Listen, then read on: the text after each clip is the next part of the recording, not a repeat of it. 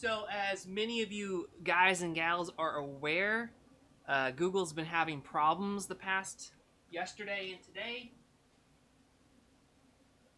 So, I really have no idea if this is even going to work today. So, I couldn't actually get the stream going. We're almost 30 minutes late because it wouldn't actually launch. So, can you hear me?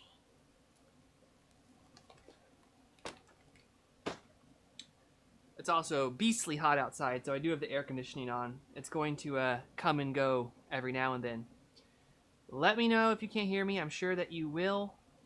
I don't even know if it's going to stream. So I'm just going to kind of work on some cleaning stuff until I know it's actually even working. I do need to cut this cable.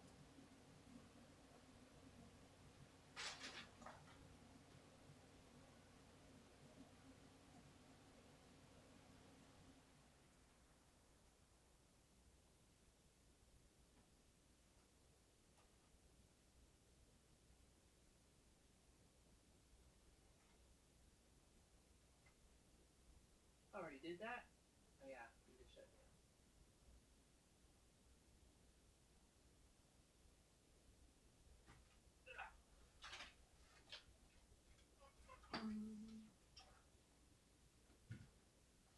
Well, I'll stick to the plan before I work on that, I suppose. So a user in my Discord posted that he got a Zotac 2070 working inside of a Skyreach 4 Mini brickless. And I kind of wanted to test that for myself because I'm from the United States of America, where it's very difficult to get our hands on the NO3D 2070. Very difficult to get our hands on the NO3. You have to import it, and you have to pay a lot of money to do so. So if we can actually get the Zotac 2070 Mini working, I'm going to see how difficult it is. That could be a grand solution. There are some caveats for how he did it.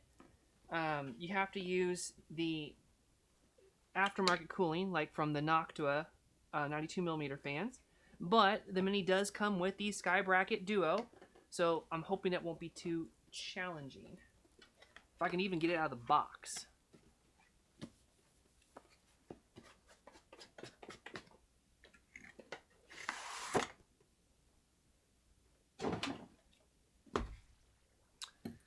Oh, I have a lot of builds going on too. I have a good client that provides a lot of my contract design work, and they contacted me Friday and said, we need a complicated computer at E3.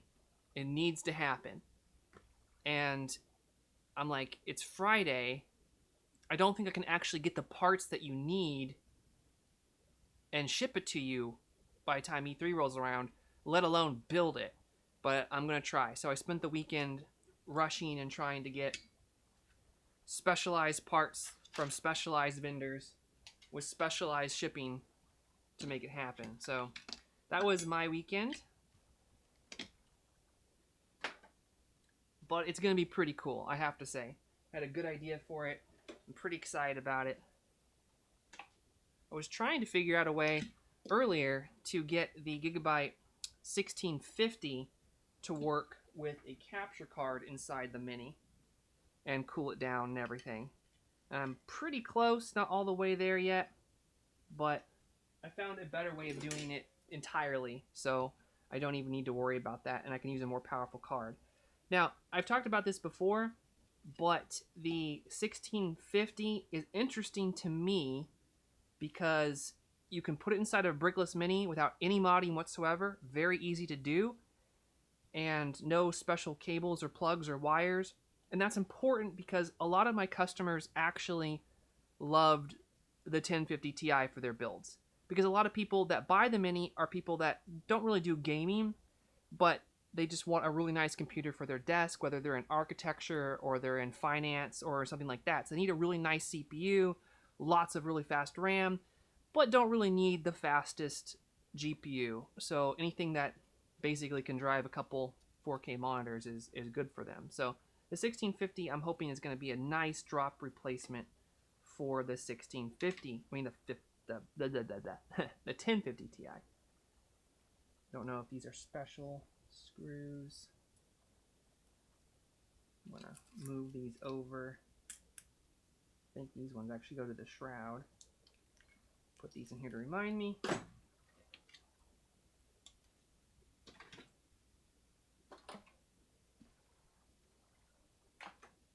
And everything's a mess today because I actually did not get to clean before the stream, which is not good because Monday is the cleaning day. And if things are in order, things can get lost.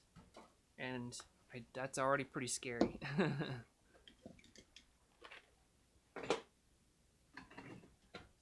So my goal for today is simply to take apart the 2070, see if it does fit.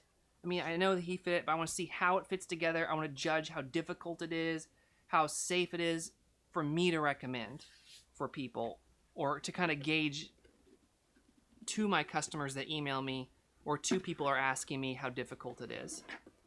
Because some people, you know, I don't make the same recommendations for everybody because it depends on their skill level. Because a lot of people come to me and they've never really built a computer before, but more importantly, they've not kind of worked with tools and electricity and all that kind of stuff. So then I might suggest them to go a different route.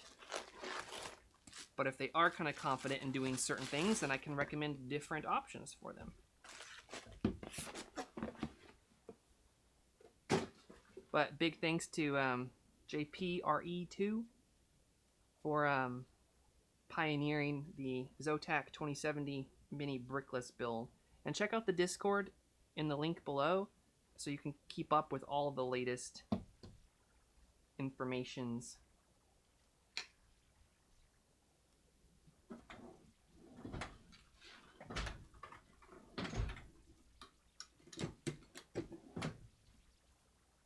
This is my first time actually using one. I just did the measurements online and saw it was too big, so I've been looking at other cards. But I do like how it looks. It's a little bit more black than their previous 10 series cards. The cover is a gunmetal kind of metallic color like the last one, but a lot darker. The back plate and side plate is all metal, and it's big because it wants to wrap around the card and the heat pipes. And that's going to be important to remove in order to get this whole thing to fit.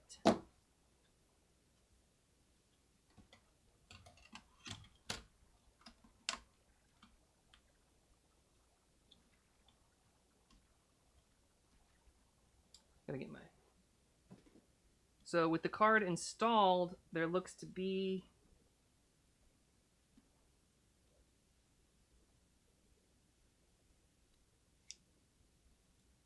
just over 24 millimeters, which is just under an inch of room, which of course is not going to cut it because the HD Plex is 40.7 millimeters thick. So let's see what happens when we remove the shroud.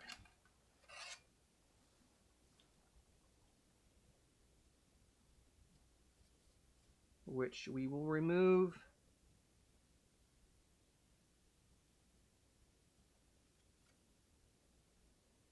it looks like it bolts to the actual heatsink on top, which should be pretty easy. If my office was cleaned up and I had access to my screwdriver.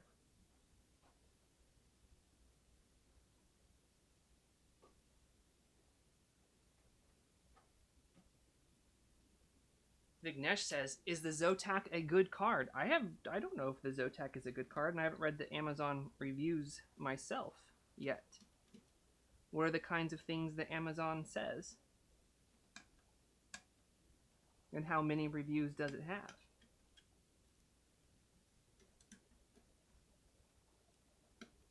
We're removing the fans, so I mean, if the fans are noisy, that's not really a problem. The heatsink looks like the same design as the last gen, so I don't really see that being a deal breaker.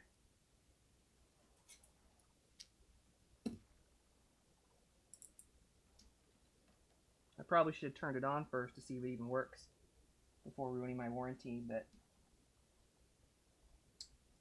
such is life.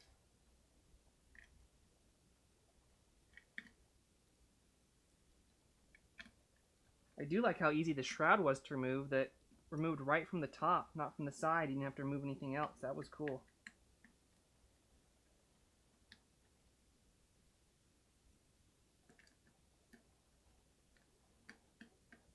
Krim, I haven't seen the palette cards. I don't think that they serve the United States anymore, so it's not the kind of card that would pop up in my feed normally. Somebody would have to show me that or point it out. So I'll take a look at it after the stream.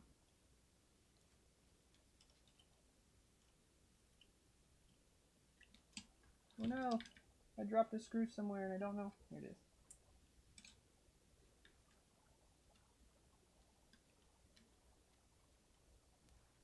I'm popping out the fan plug from its holster. And I'm plugging the fans from the board, which is going to be a little bit challenging to unplug. There looks like there is an LED header and the fan header. I'm going to have to use pliers. I have to 3D print some plastic pliers just so I don't tear cables and wires.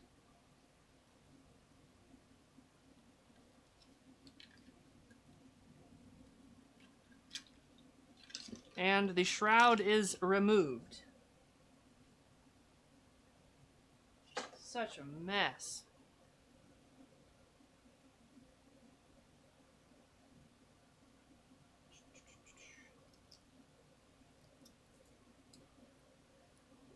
Is my motorcycle tan showing up, Aaron, on camera more than it is in real life? I've got to see what Michael's trying to link. Oops.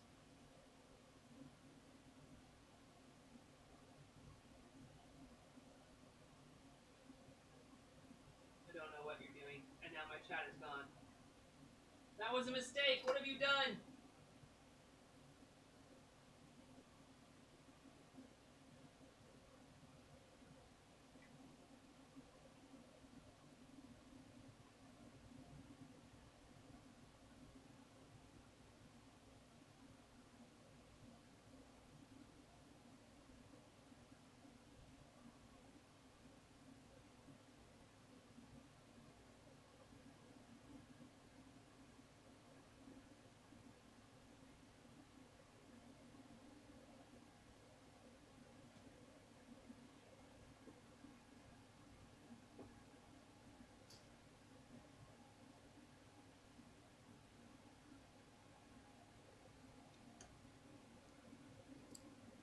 Well, like I said, I wear gloves when I ride, so it makes my hands look pale. But mostly I just got really burned. And there's a lot of reflection. Alright, where were we? Got the cards, fans off. Now we've got to remove the back plate, which takes up a ton of room. And the back plate is maybe going to be easy to install. So far, I have to give Zotac big props for having one of the easiest cards to disassemble.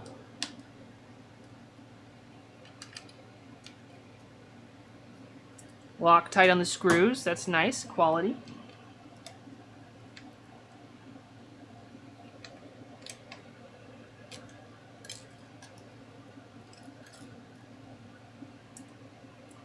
Hey, Trackness. Jamie says I should replace the thermal paste. Of course, if I'm going through all the trouble. It looks like I do have to take off the heatsink, which I don't mind. I was going to do that anyway, but it's something to note. You can't just take off the back plate. You have to remove the heatsink. So you have to be comfortable with that. And if you remove the heatsink, of course, you may or may not void your warranty. Some manufacturers are cool about that. Others are not so cool.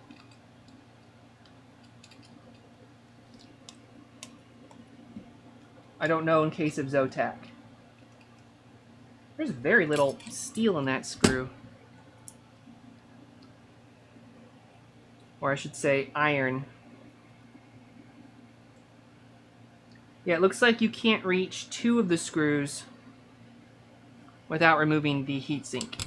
So that's what we're going to do next.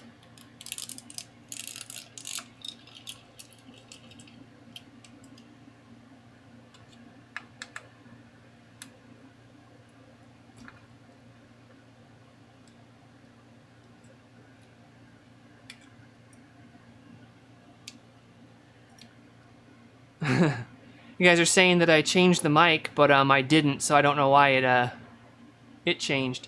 You know, it might be because of the air conditioner. I don't know if there's an auto setting on the camera on accident. I tried to disable all that.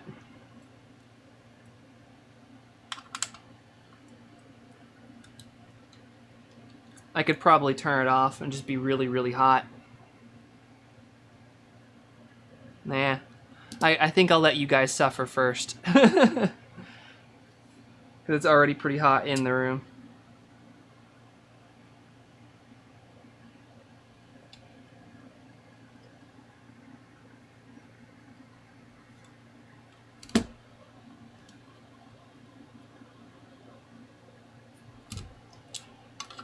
There's the 4 that goes around the actual GPU die, and looks like there's 2 in the front for VRMs of some kind.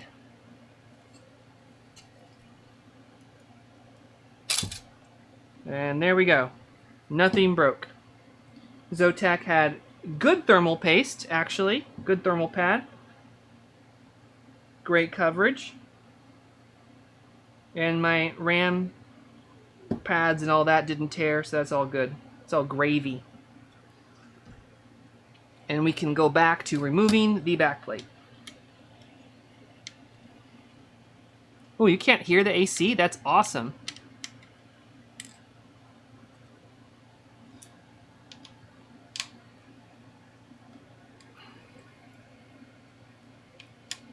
And it's weird that the mic changed. Maybe I did bump something, I don't know. I can't tell you.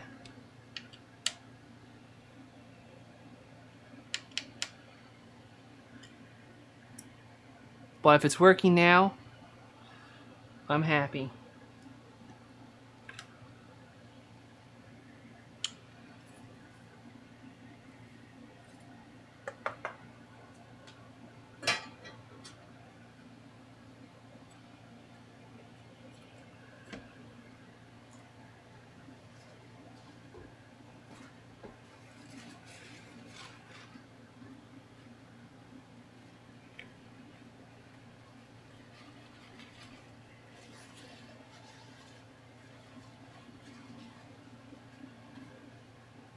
I left my alcohol in the garage because I had to kill a bunch of ants last night. So the whole room smells like ant poison. But I ran out of ant poison, and I found that the source of their bed, which was like in this crack in the driveway they built overnight. So I just poured a bunch of rubbing alcohol and set it on fire and laughed maniacally because it was like 1:30 in the morning and I was covered in ants. So I had to win that battle. So I'll be right back and get my alcohol so I can clean up the GPU die.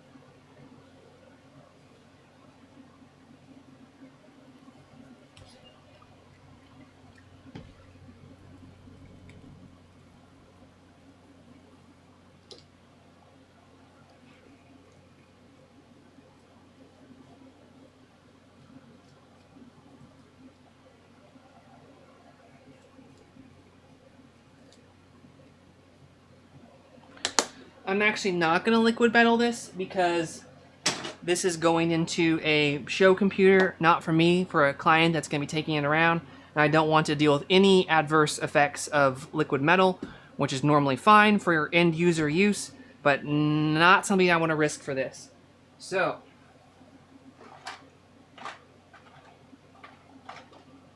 I'm going to use my go-to. That's not my go-to. NTH1.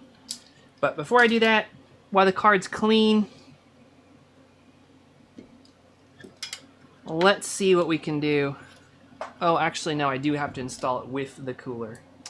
That's a bummer. Well, we'll just double check it right here. Now, I'm hoping that the Zotac 2080 Mini, if and when it releases,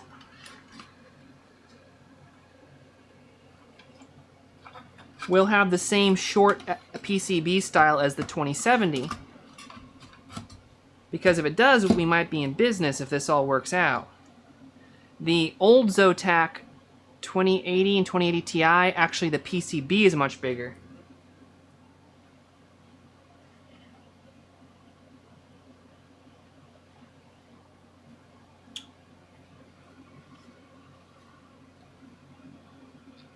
This actually goes to the edge. This is the Zotac 1080 Ti, which is currently the most powerful GPU you can stick in a Mini, but you're going to have to move the power supply outside the case or do some really hacky power supply job.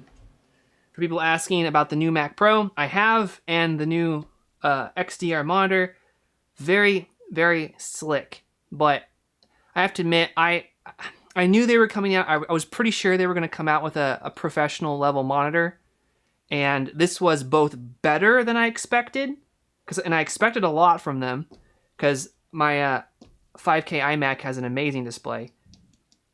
But the price on that just took my breath away. $7,000 for the top tier model. That is pricey. Now, I can't say it's not worth it, because I haven't seen one yet, and I gotta say, like I said, the 5K monitor on this iMac, the most beautiful screen I've ever seen. And that's really important. I spend a lot of my time in front of the computer working. I gotta have a nice screen, so that's where I want to spend the most of my money. But I'm not gonna pay $7,000 for a computer monitor. But whoever can afford that, you are very lucky, because it does look really, really cool. And I'd seen some stuff about that nano glass coating that they use before Apple talked about it, but it's also pretty interesting. I mean, I follow kind of camera lenses and that kind of stuff before, so I think that's going to actually give you much higher, even perceived resolution. Anyway, I'm not going to talk about that anymore. I guess people want to hear about the design, though. I actually like the look of the design. It's kind of boring because it's, a square box again. So that regard, it's kind of a bummer moving from the trash can, but it still is, it's kind of interesting. I liked it. I like unique looking things, and I think they did a pretty decent job. It's not the most amazing thing I've ever seen, but I do like it. And I guess Apple had to do that. Every now and then they want to come up with a computer case that's completely engineered from the ground up and just throws out all standards and specs. And I like that, like the G3 Cube. I thought it was one of the coolest computers ever when it came out. It still is really cool. And of course, the iMac, the Mac Pro, the trash can computer, amazingly engineered PC. But is it what is actually functional and serviceable for the people buying their product? Can't answer that.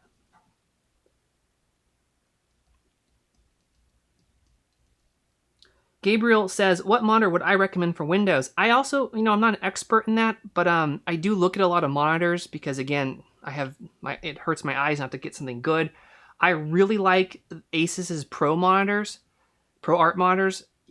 A lot of the models that I like are kind of old now, which is great because you can get them for really cheap, like about $300, and they look really nice. And the problem with buying monitors is that you look at specs online, and specs they might help you ballpark what is good and what's not good, but honestly, specs are pretty garbage for comparing monitors. You really have to go out and look at them. So as an easy recommendation, Asus's Pro Asus's Pro Art series. They do have a brand new one that I haven't looked at yet. I think my best friend just bought one. I have to go check it out, but They have a new 4K HDR G-Sync monitor. But anyway, they have a, I forget the model number, but they have a 27-inch ProArt monitor. It's about $300. You can buy it on B&H. I have that monitor. It's fantastic. I use it as a secondary monitor for color grading. Great viewing angles. You can't really go wrong with that.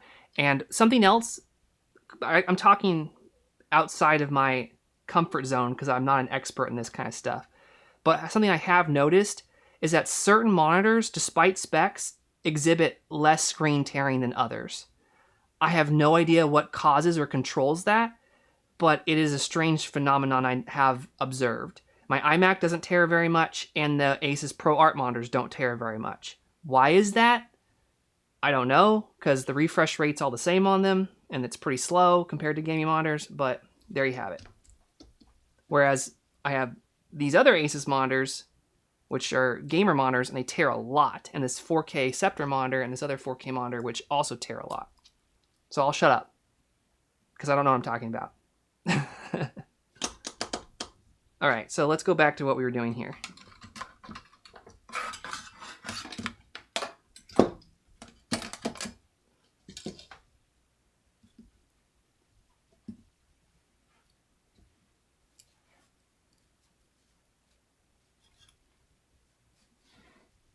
Something I do know how to do.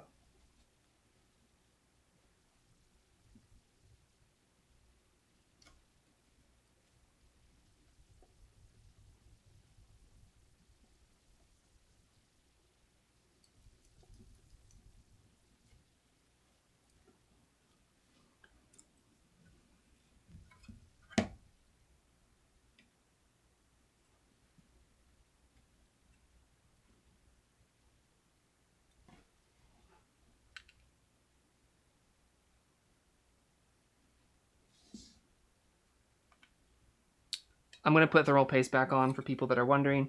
I'm just doing this temporarily.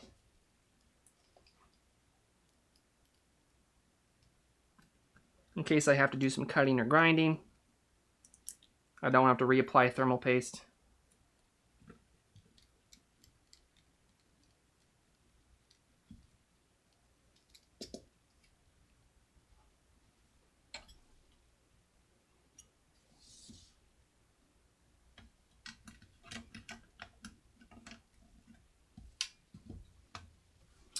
And of course we have to take the lid off of the HDPlex 400 AC for this mod.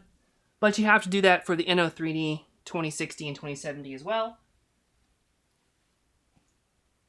I was just looking and seeing if I had one that was already opened up.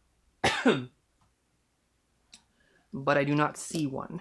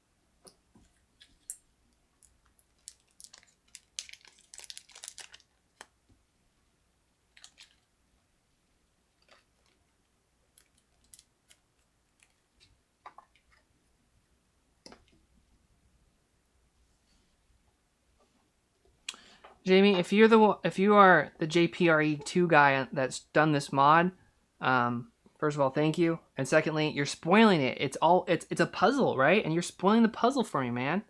No, I'm just teasing you. I'm just kind of trying to figure out how to make it work as I go along. Mostly because I want to see what it entails as I'm doing it. If that makes sense. Rather than I wouldn't mind looking and seeing how somebody else did it, but I'm trying to figure out how it goes so I can gauge the difficulty of the process. If that makes sense.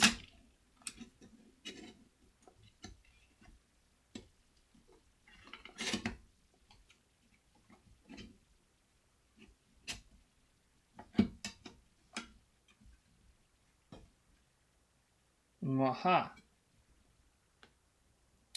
So the first thing I'm noticing, and person who's already done this is going, is the heat pipes and the top of the fan bracket are interfering with the caps on the HDPlex 400 AC.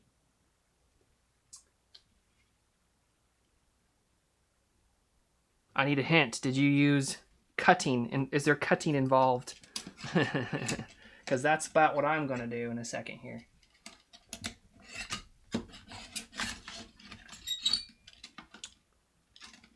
It's close, though.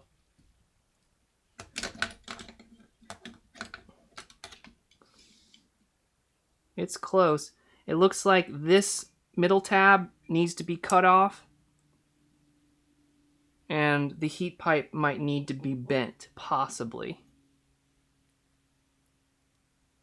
Let's bend this over so I can bend it back later. It looks like it's made out of pot metal, so pretty easy to do. I'll try it like this first. Ah, good. No push down and back. I like that. I like that. That means it's easier for others. And it looks like if I flipped the unit, it might fit better, but that also would mean custom cables.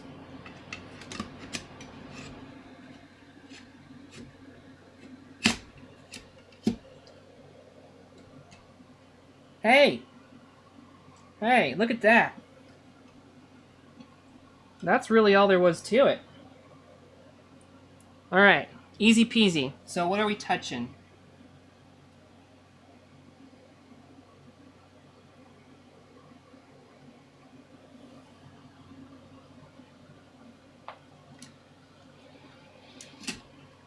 Alright, I think I can explain this now, because we're here.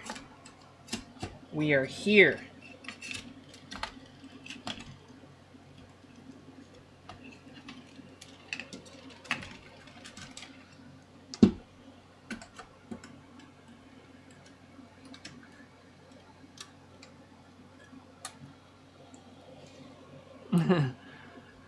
Well, I appreciate that, Sean Kreese. Obviously, before I ordered the second run of these, that's what I looked at. I looked at extending the mini out more to fit these kinds of cards, just stock, with the AC/DC, and I looked at extending the case out a little bit and making it taller to fit it. But really what that ended up being is that it was a huge increase in volume, because it seems like it's a little bit, but once you add a little bit in one dimension, the overall case just explodes in volume. And two, the thing is, we're figuring out ways to make this work, and cards just keep changing in size over and over and over again. You know, I could make the Mini big enough to fit this card, and then there'd be a card that's even bigger, like, for example, the 1080 Ti. So I thought that was kind of pointless to keep expanding the case to make it fit cards as they came out. I'd much rather people limit their selection down to a few cards that fit, and also train manufacturers to make actually Mini ITX cards, because there's no reason why they couldn't. This card would be fine in the Mini if they didn't make it bigger for the sake of making it bigger. They could easily, the PCB is really all you need here, but they want to make it flashy and big. So, okay, so explaining what happened here. There is a little soldered on tab, and this tab right here, I've bent up 90 degrees, so it looks like it does now. I did it with my hands. It was super, super easy. It was like Play-Doh, really. This tab right here holds the fan wire clip to it. That's all it does. I'm going to see if I can leave it like this without breaking it off, and see if I can fit the Noctuas around it or something like that when I go to install them. That way, if you did need to return the card, there wouldn't be any damage to it. You could just bend it right back. It doesn't look like it cracked or anything when I bent it. It bent pretty nicely. So I think we can get one more bend out of it before it starts to do that. So how does it fit together? I didn't have to bend the heat pipe or anything. When it goes together, the heat pipes sit on top of the capacitors, and they do touch the top of these inductors. That will absolutely freaking kill you if they make contact. So what I'm going to have to do is I'm going to have to go back and put a lot of electrical tape here and still try to make it so there can be some airflow into this power supply, because you do not want, gosh, I got fire ants everywhere. You do not want the inductor touching the heat pipe on the video card. I don't think that would be a good thing at all. But everything else looks pretty well insulated. It is insulated when you push it up against it, but again, I'm not going to trust that, you know, Chinese electrical tape right there. I'm going to use some more heavy duty stuff. So just be very, very aware of that, guys, when you're putting this together. What is really cool about this is the 8-pin connector actually fits in the front, over the front caps of this unit.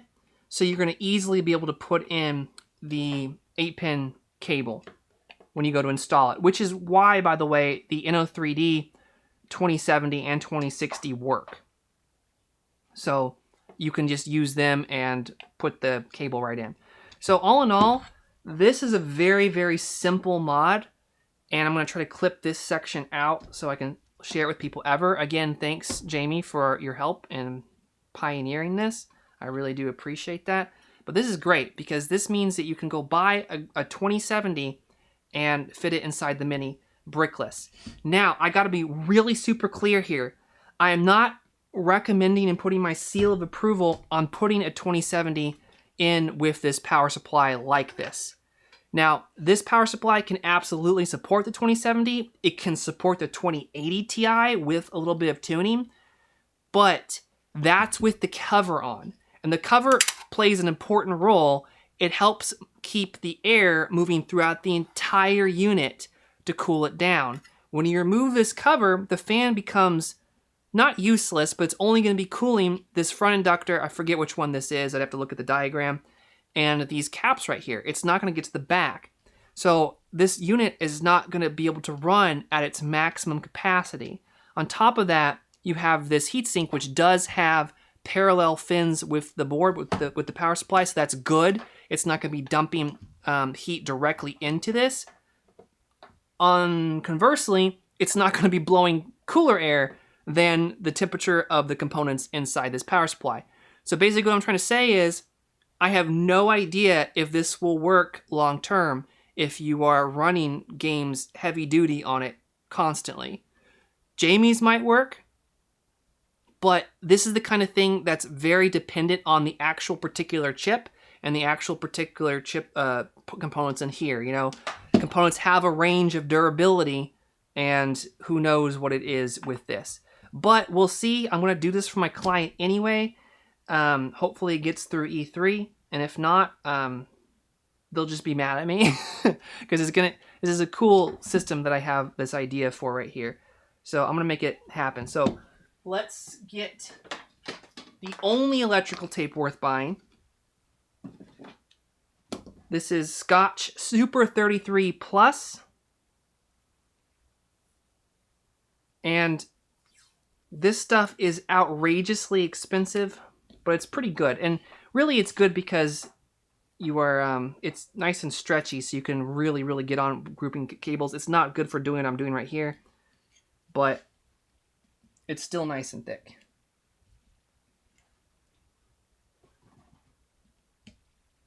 I'm going to wrap this inductor. I'm going to wrap the caps.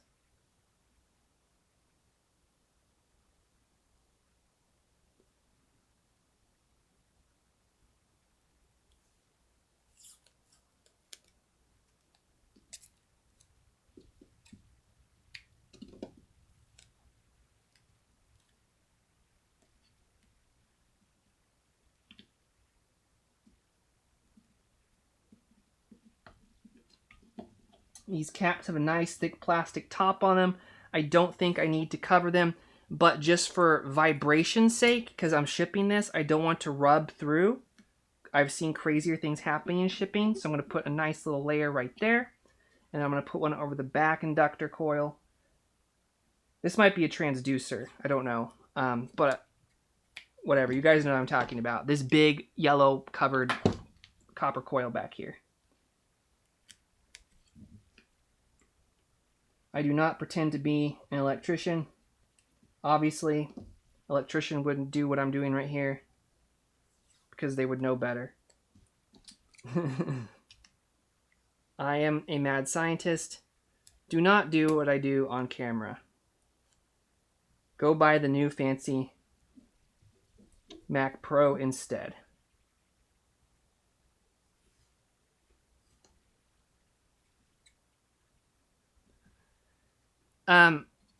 Ryan, you'll have to go back and hear my answer from a little bit earlier. It's a great question, but I'm definitely not going to in the way people are thinking. But I am making a bigger mini ITX case, but not in the way people are thinking. After Computex, I will reveal to you my next case plans. They do not replace the mini. I think the mini is as perfect as I can get it. I'm not saying that, you know, I'm the most amazing person in the world and I come with the best case ever, but I can't make it any better. And I don't want to ruin it by feature creeping it. So I came up with a different product that's based on everybody else's requests. I tried to make everybody happy. So that's my answer there.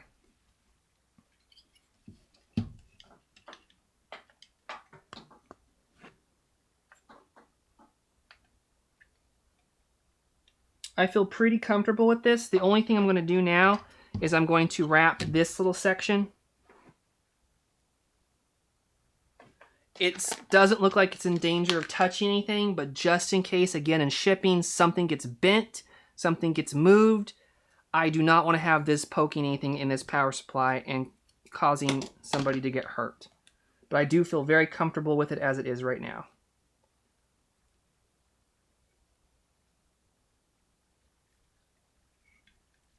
There we go. This is neato. All right.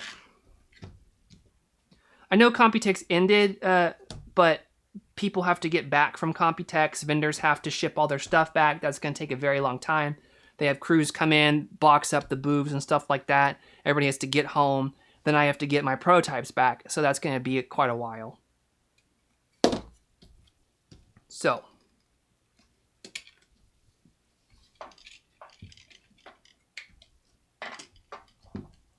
Yeah, I'm not like the Mac Pro doesn't really interest me so much. I do like, again, I'd want one just for the collector's aspect of it. But if someone was gonna buy me one of their new displays, I could definitely see me trading my iMac in. The best thing about the Mac Pro to me is hopefully people will sell their iMac Pros for a reasonable price. Because I do some things on the Mac that are really, really handy. Just a little bit easier for me than using a PC. And again, the screen is incredible. It really, truly is incredible. There's nothing else like it. So if there was, I'd pretty much use a PC for everything. But because there's not, CAD work and video editing, 5K display. And it's not just that it's 5K. Okay, whoop-de-doo. But it's actually...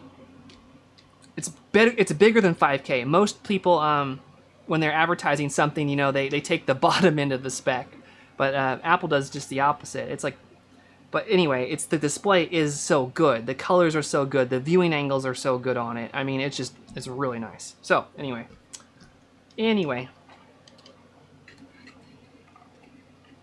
best of all worlds would be the new Mac display and a really, really, really good Hackintosh built in a Mini.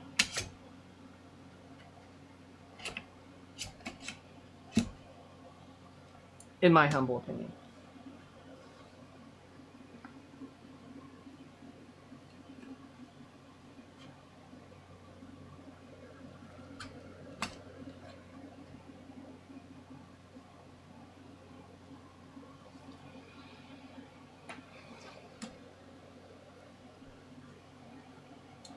Cool.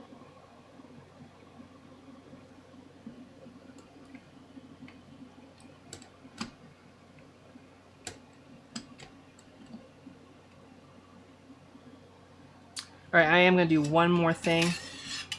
I'm going to cover the top of these capacitors with a little bit of electrical tape, again for abrasion protection, because the heat pipe in the center here does rub up against it. I would not bother if you were the end user doing this mod, but again, shipping can do crazy things.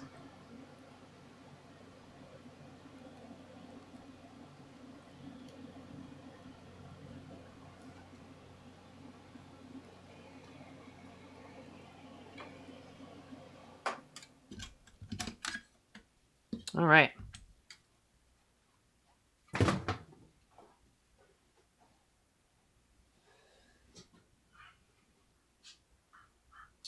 And I am actually going to use the new Skyreach 4 Mini final prototype for this build, because I don't have a lot of time. I pretty much have to have most of this mod done today and then drop in my other parts tomorrow.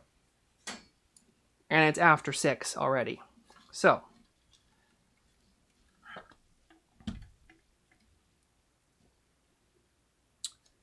I'm going to remove this because this is all ready to go and I never build.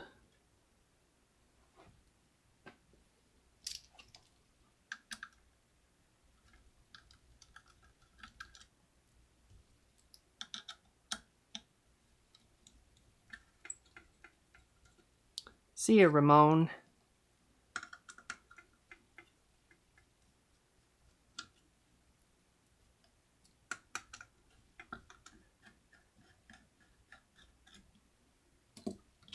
So I guess that's pretty exciting news, guys. I was really happy to see how easy that was. Requires a little bit of work, but it's something I think a complete beginner could do. So that is cool.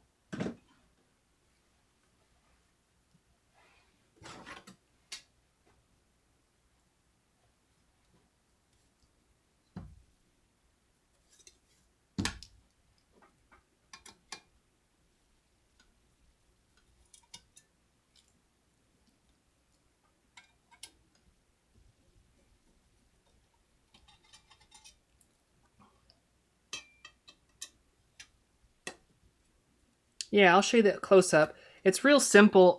It's one of those things you will be able to tell while you're doing it about what parts touch what. But let me do a close up. Thank you for asking. It's not a bad idea.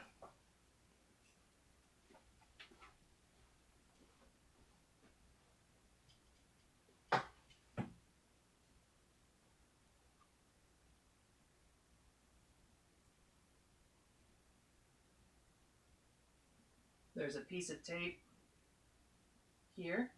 Here's the bent tab, bent at 90 degrees up.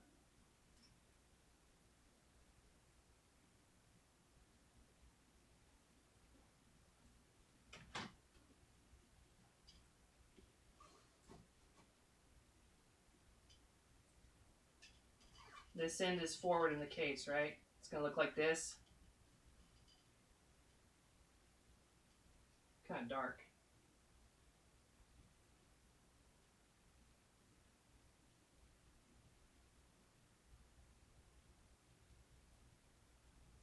Tape covering the top capacitors, tape covering the side of the capacitors, tape covering the inductor and transducer, or vice versa. Oop.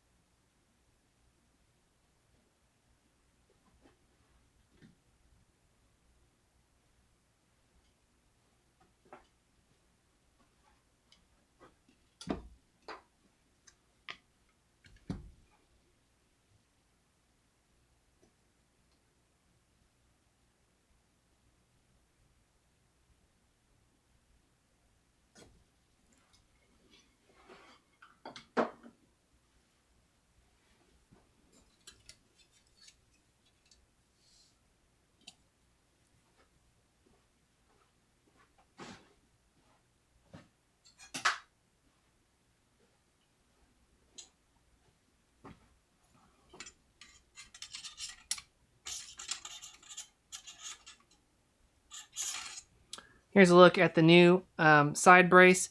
This is one of the options that I changed. I kind of seeded with Lian Li. The old one I think is beautiful and looks way cooler, but it's also extremely complicated part. That Lian Li did not want to anodize anymore. They said, you just screw it. The batches are way too low. So I said, okay, fine. What's the proposed solution? Like, just a piece of metal, we'll temper it. And they did a good job with it. Tempered aluminum. The whole thing's tempered aluminum, but it's actually extremely stiff, which I didn't think it was going to be. And the holes on the side are countersunk, so you don't have to use special HD plex screws. You can just use M3 screws to bolt the HD plex to the side.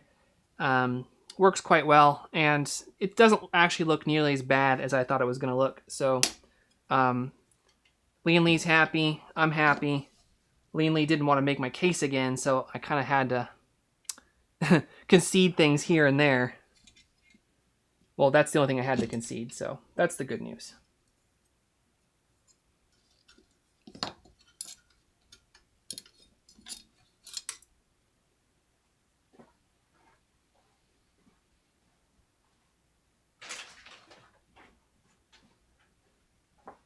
So one of the big changes because there's no big changes, is the back of the Mini, the cutout for the C8 connector, because that was requested last batch, even though I were using this hole right here, now fits the C6 connectors, or it's C5, I get them mixed up. C5 is the cable, C6 the inlet, but that allows you to use a grounded cable, which is kind of important when you start working with 400 watts of electricity.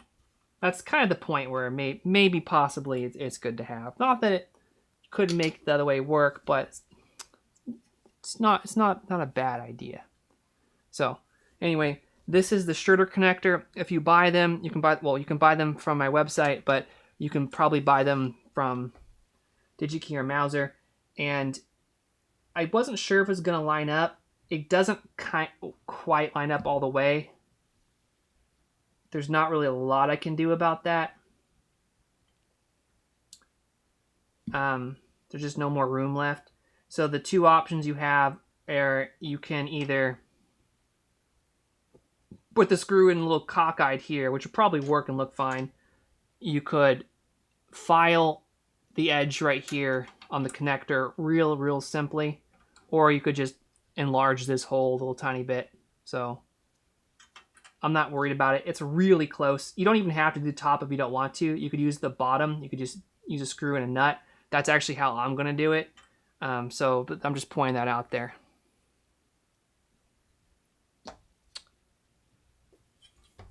Of course, you could have done this to your old Mini too. All you got to do is file down a little bit. Like, the back is meant to be modded. That's what these square cutouts and stuff are for. Makes it real simple just to cut right here and right there and pull that out, and then you can stick this back there. But I did it out of the box because that was easy for me to change, and you guys asked for it. So thank you for the suggestion.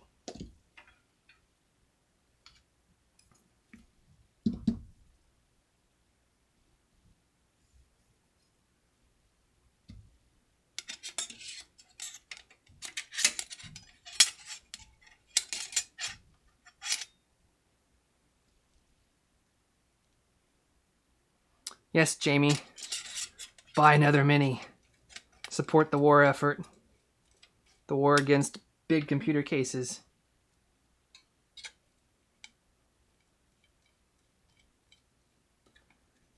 Good evening, Mr. Bond. Shout out to Mr. Bond. He's a big supporter of this channel. I appreciate all your help.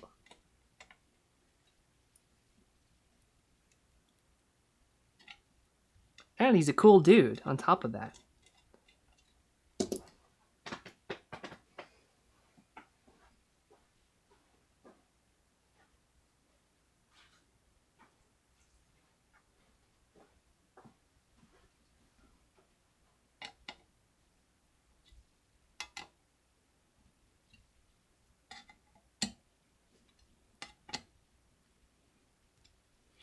The length, there's a couple lengths in the Mini, but really 5mm does the entire chassis. So no big deal. And the Mini does come with extra screws. When you go buy a Mini and you get it, don't throw away the extra screws. That's an email I get a lot of. It's like, hey, I need more screws for my Mini. can I buy some from you? And I'm like, dude, I'll give you screws, but where are you having me ship them to? Because Kazakhstan is going to be kind of expensive. So just make sure that when you get them in, you take the screws and you put them someplace safe. Or in my case, throw them on the floor, because if I put them someplace safe, I'll never find them again. So it's better that I just throw them on the floor. Sean, no. So the HD Plex has lots of different mounts in the back. They have M2.5 and they also have M3. And this I've changed to line up with their M3 mounts. So thank you for pointing that out and clarifying for everybody. But as you'll see, there are several sets of holes on the back.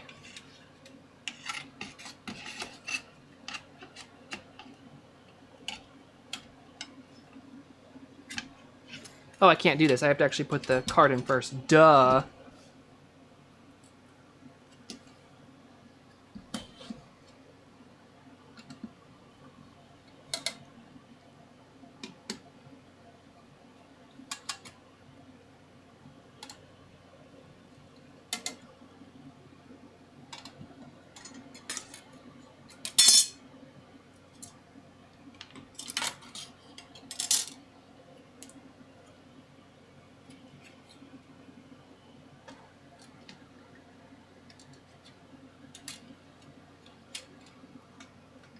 Oh, so close.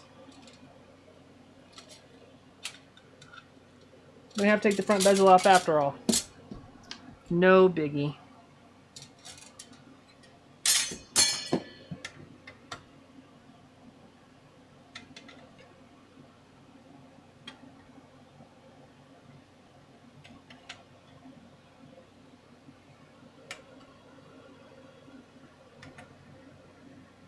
I can't answer you, Sean, but there are two sets of holes, and, well, there's three sets of holes, but two sets of holes that are close to each other, and one is M.2.5 and the other is M3.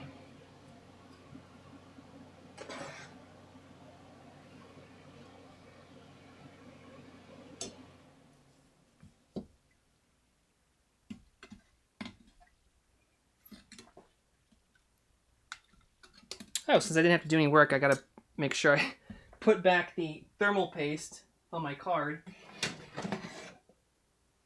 So unprofessional today. And yesterday and the day before. Hey, Tumor, thank you very much for the donation. And for donating quite often. I do appreciate you always popping in and starting it all off.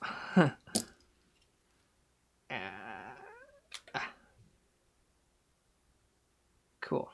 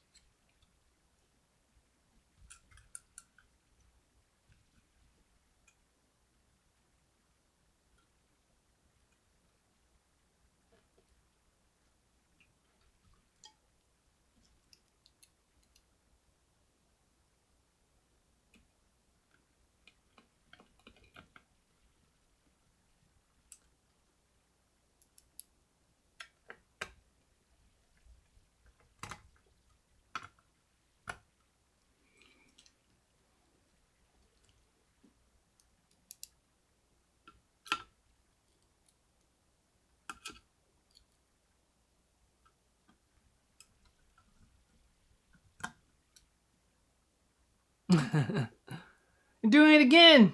You did a thing. Thank you, Tumor. I appreciate it.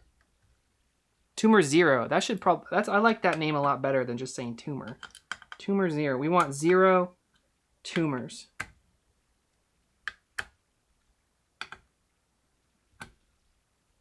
Please.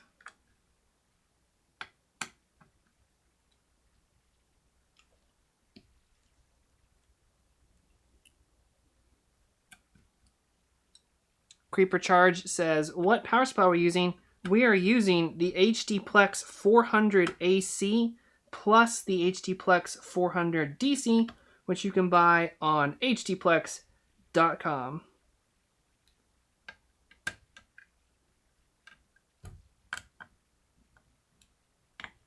For those of you just joining us, turns out that thanks to some of the pioneering work done by a user on my Discord channel, you can indeed install the Zotac 2070 Mini inside the Mini brickless. Performance and stuff, I don't know the answer to. It is going to be a hot combo, and there are some things that we need to solve as far as airflow and all that, but it does physically fit. And I know that under proper cooling circumstances, this combo can easily support this card and a 100-watt CPU. Not this one.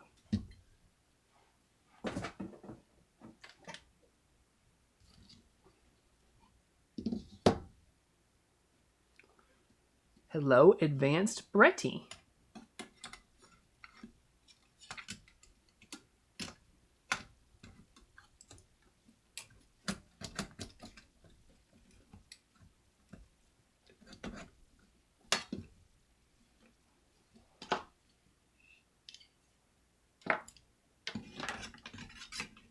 I'm just impressed too that you can actually insert this power supply really easily with the card installed, which is important because you can't install the card without inserting the power supply. So there's even a fair amount of room for a small form factor. That's amazing. Man, you're just showering me. Showering me in loots. It's Cuban. Cuban, where have you been, dude? It's been forever. You're like kind of an unofficial staff member for NFC Systems, especially back in the day with the S4 Mini Classic. He asks, how is the news run of the S4Ms running?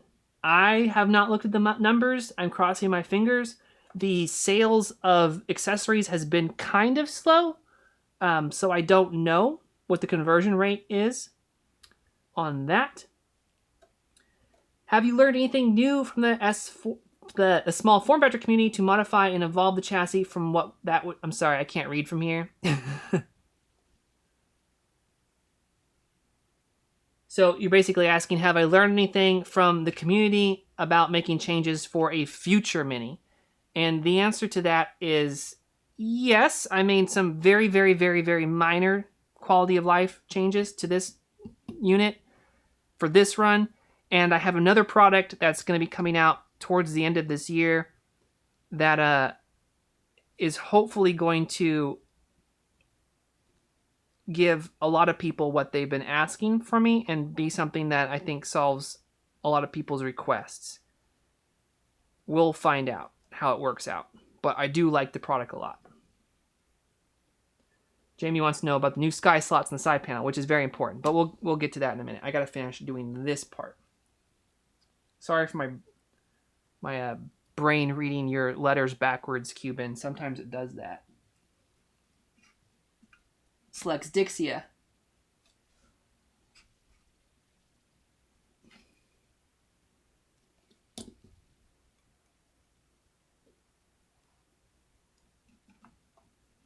Is the Digital Storm Spark the Digital Storm ASRock Desk Mini GTX based case?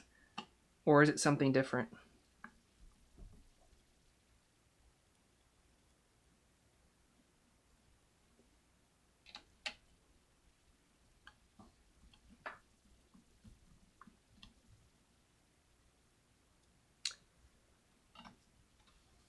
I had a customer see it, that case, which I just talked about, and was like, you need to make me something like this. He's an excellent, excellent customer. And does a lot of my full build commissions, my art piece commissions. I'm like, okay. And so that's been like months and months in development. And right now it's at the last stages. I have it with Joe at Sanctum Sleeving, who is a great sleever. You should check him out. And he's trying to finish up some of the custom cabling. But man, I got to get that computer case off to Mohammed. And I want to show you guys too, but it's taken forever. Been very difficult.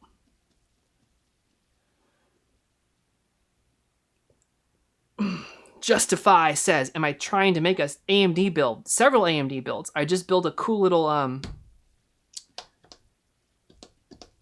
Ryzen build last stream, and I have a build I'm going to be doing coming up here with Sean Cree's prototype case, which is a mini STX build, which is going to have a Ryzen 2700, I believe, in it.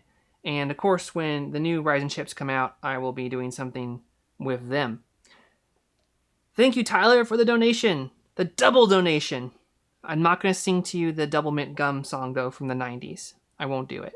I promise. Because you paid me off.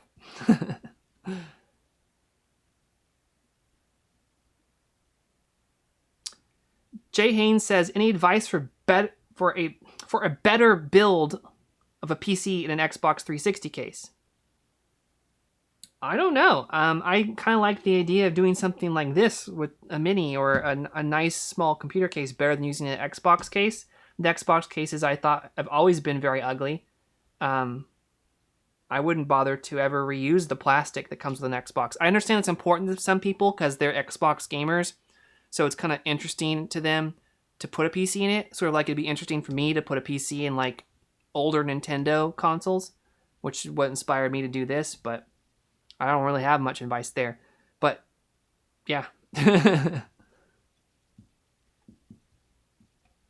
Anyway, so I have now the power supply rigidly mounted. You saw it was very, very, very easy. And the 2070, let's actually get some screws in here.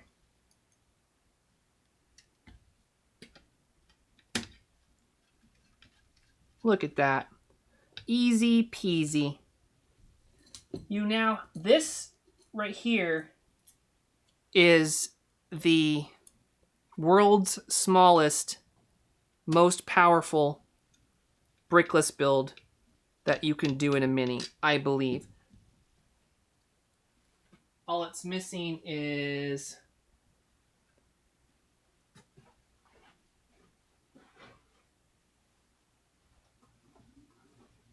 maybe one of these guys. This is a pretty cool case, by the way. Although I was kind of disappointed that it doesn't have LEDs in it. I think it really should have had like a little battery and 2 LEDs on either side, because this case looks way cooler in person than it does on the Newegg listing. It's like a nice plastic jewel case. You guys watch YouTube, though. I don't ever watch YouTube, so you've probably seen reviews of it. I have no idea how it even opens up. See, I like to live my life in the now, to experience things for myself.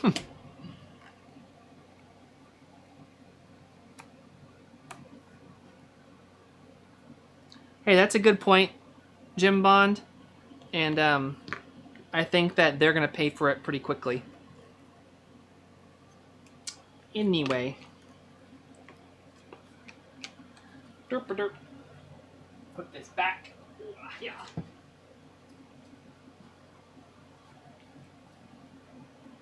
I have not looked on the at the Zaber Sentry 2.0 case, so I can't tell you what my thoughts are on it. So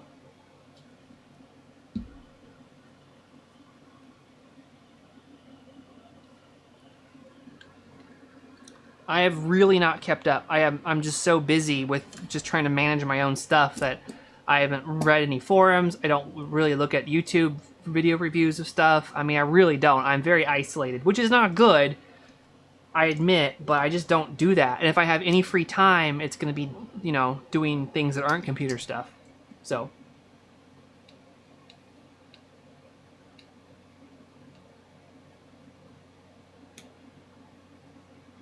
Hey, I'm sorry to hear that you've had some financial problems with car stuff, Cuban. But I'm glad that you're back in the black now. I know how it can be. I was doing pretty good this year, and I had major foundation problems with the house. They just now finished. Took them almost a month to fix, and ended up being twice as expensive as they quoted.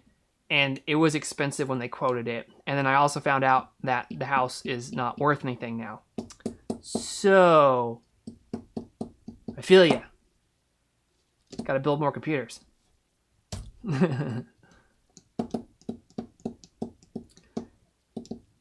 Yeah, as Michael says, the 1080 Ti is the most powerful card that you can fit in the Mini.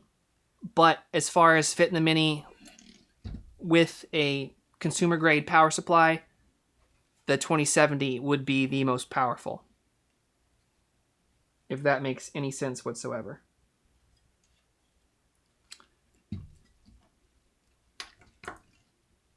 Because the 1080 Ti is very tall PCB. So removing the cooler or the shroud's not going to do anything. So I guess the next question is going to be like, oh, you said consumer power supply. Can you actually fit this in with some other power supplies? And the answer is probably so. There are lots of really small, really thin power supplies designed for custom projects, but they don't have any, they're not enclosed, they're not cased, they make a lot of noise. You could kill yourself very easily trying to stuff them in between these parts. I'm not going to show you where to go find them and look them up. You can go Google it yourself and see other builds people have done and try to put 2 to 2 together. But this is about as far as I could possibly be responsible and show people on YouTube.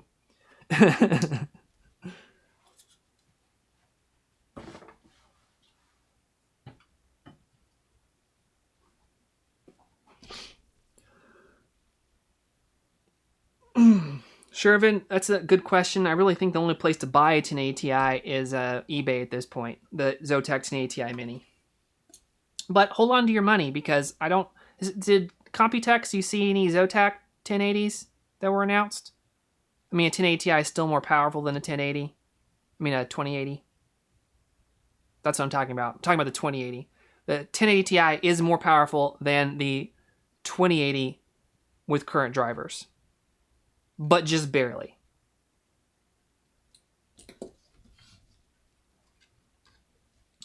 All right, so what I'm going to do is I'm going to feed this. I'm going to cut this. Oh, no. I'm going to install the C6 connector last after I test everything out. Well, actually, that's all I wanted to do today. I'll continue the stream, and we can hang out for a bit. I'll talk about the 1650. But, yeah, that's awesome. That is very, very, very exciting. I didn't have to risk it. Somebody else did in my Discord channel. Please join the Discord channel if you want to be on the top of the know for super small form factor builds, because we have cool people that do cool stuff like this. I didn't invent this. Somebody else came up with it, and I'm just testing out today to see how easy it was, and I would definitely rank this as easy. It's not easy like the 2060 from Inno3D or the 2070 from Inno3D, so if you're European or Asian and you can buy the Inno3D 2070, do that instead. But if you are North American, this was pretty darn simple. It just was a little bit more involved. You had to take some stuff off. But if you can work a screwdriver and if you can work an electrical tape, this is easy peasy, lemon squeezy. I'm going to look at fan options now. I think that's what I'll do. Lots of different options here. It looks like 25mm fans would work, but you're going to have higher level performance the further you can get a fan from sky slots or any opening. Sky slots are the highest performing, strongest bracket that I could come up with, and other engineers could as well when I went to go have this done, or the engineering studio firm that worked on it.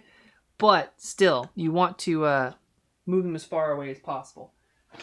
So if we just took these and moved them down to the fan bracket, that gives us about, a good amount on the end, up to 10mm. And on the front, a solid 5mm, which is great. So for the highest level performance, you would zip tie these to your actual GPU. But that's just for the highest level performance. If you want easy, you could use the Sky Bracket Duo. This is a bracket that comes with the Mini when you buy it. Definitely, you probably want to install it because it offers a lot of structural support, like especially if you drop the Mini or you do a lot of traveling. This supports either two 2.5-inch drives or two 92mm fans. And it works totally fine. This would work, but you're just gonna, if you're trying to eke out every little bit of performance, you would move it down. Now, actually, something I didn't think about, while the GPU, well, the fans will be quieter and perform better for the GPU if you zip tie them. I have a theory that the fans are going to perform better for the power supply on the Sky Bracket Duo because there's going to be a 5mm gap where the air can actually blow into the power supply.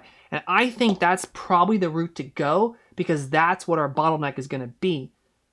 So I'm actually going to install these on the Sky Bracket Duo and see what the temps and the noise are like first, and then later, and I'm not going to do this on camera because it would take too long, attach them to the card. So find the balance, figure it out, but my concern is the power supply overheating, not so much the added noise or slightly hotter GPU die.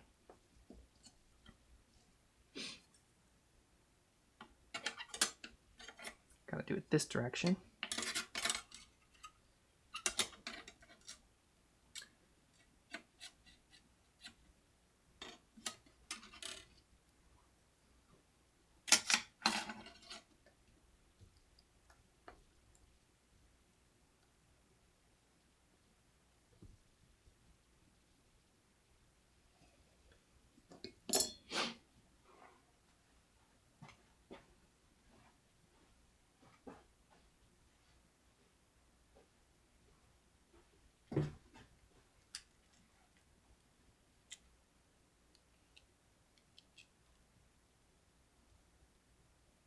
Oh, no memory card.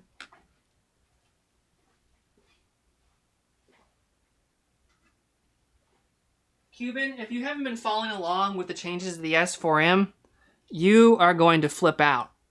And you probably should because a lot of the changes were inspired by you and your original build. So you should catch up, dude. Watch this video again. But yeah, the cool thing about this is you have a 2070 Mini and the power supply all inside. So you don't have to have an external power brick.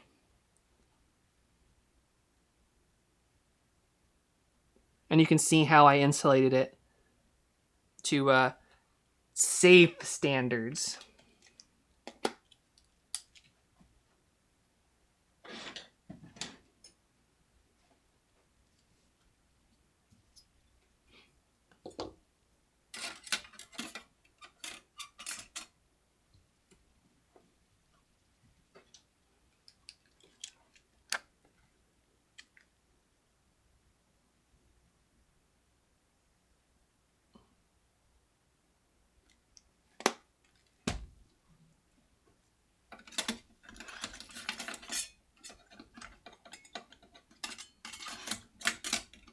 Wait, which one is this?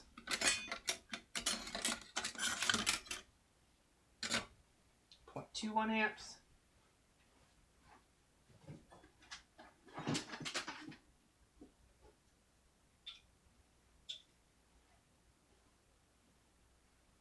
0.11 amps. No, I want another 0.21 amps.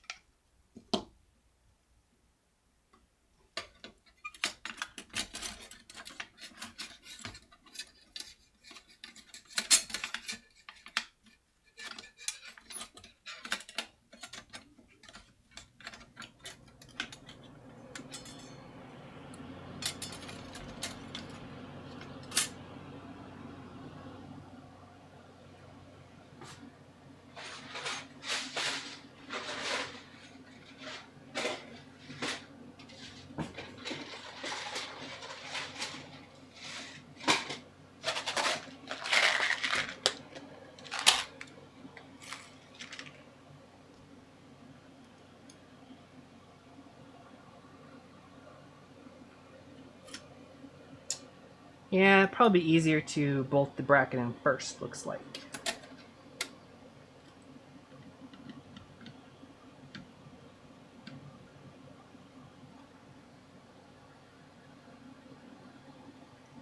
Guys, I think this is going to clear no problem. I'm pretty excited.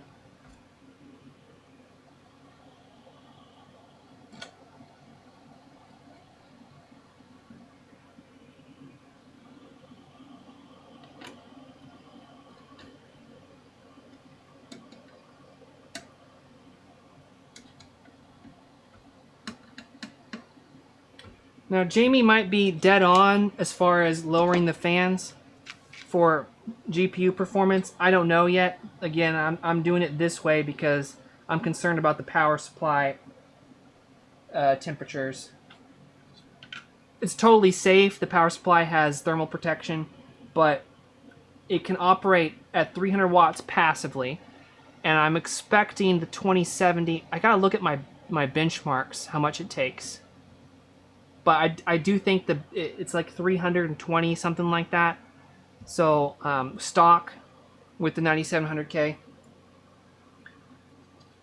So it should be okay, but you know, just in case.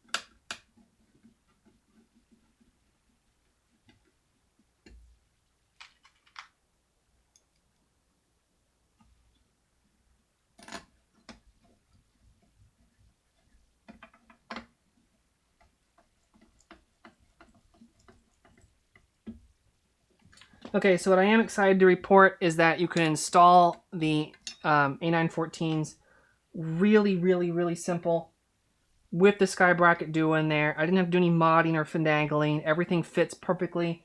It clears that little tab that we bent up, no problem. So this is continuing to be a simple install.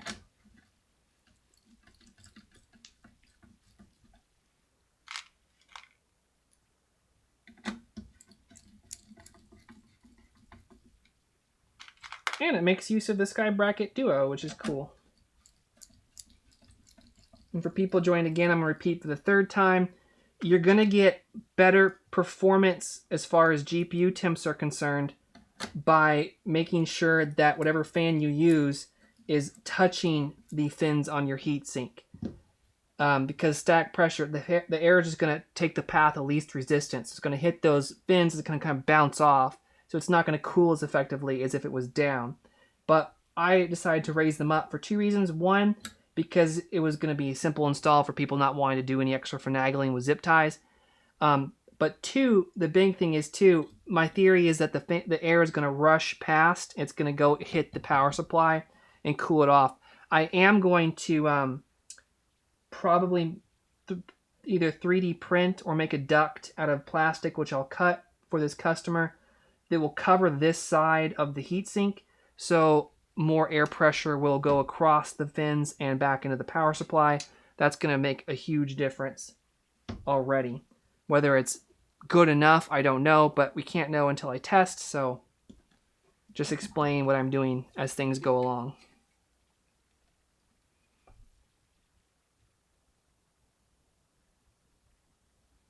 I've ordered some Barrow products before. They're great for the price, and they were able to fit, so there's that. They can take a long time to ship sometimes, and the other thing too is that the finish quality is pretty bad. You're going to have to do a lot of cleanup yourself, but I think that it's probably worth it for the price. It depends on what you want. If you're looking for a specialized block, then absolutely, they're awesome for that, and I'm appreciative of the company existing and making cool products. Water cooling is kind of a luxury though, and people usually buy it for that polish and the looks. So just be aware of that. When I ordered stuff from them, it wasn't like top quality stuff as far as the finish is concerned. But I'm just pointing that out there. Not dissing them at all. I think they actually have a great place in the market because of that, because they're very affordable, and nobody else makes the weird stuff that they do. So, well, not nobody, but they make a lot of cool weird stuff.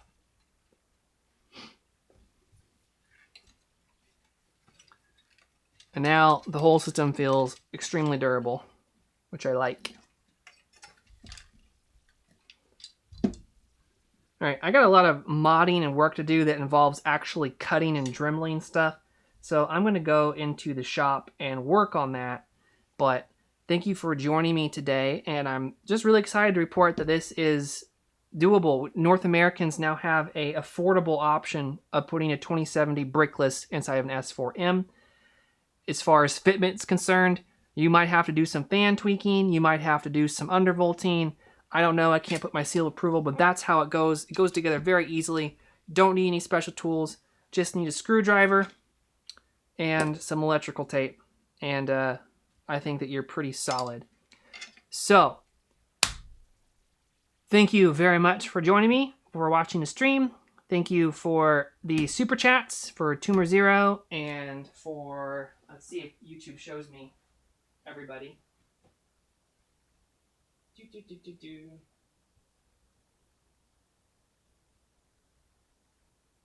First guy that gave me something. Now I feel bad because Tyler and yeah, YouTube used to show everybody, but it doesn't show me anymore, so I just have to go back and look. If I missed your comment and I didn't answer your question, just send me an email. And I will talk to you guys next Monday. So, peace.